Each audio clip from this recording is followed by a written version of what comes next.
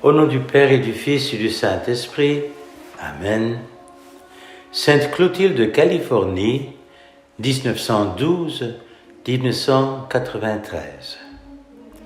Helen Quast Lindsay est née le 12 septembre 1912 à Seattle, dans l'État de Washington, aux États-Unis d'Amérique.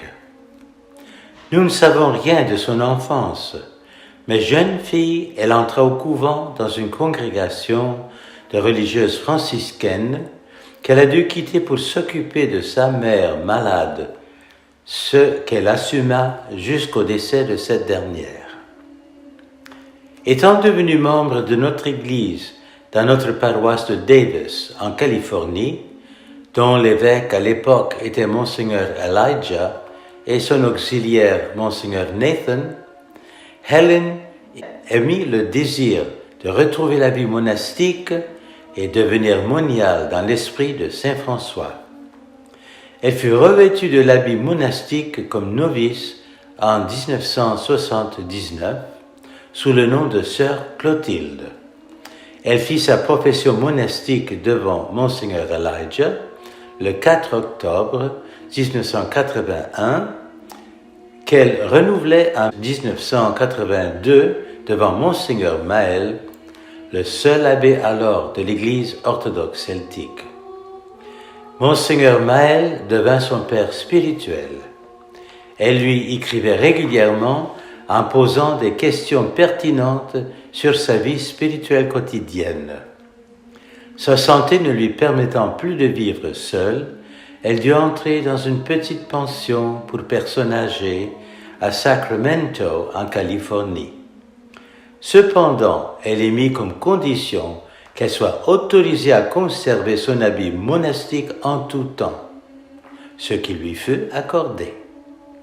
En 1990, Monseigneur Maël fut envoyé comme délégué par Monseigneur Séraphin, patriarche de l'époque, afin de procéder à l'intronisation de Monseigneur Nathan comme nouvel évêque local et éparque d'Amérique.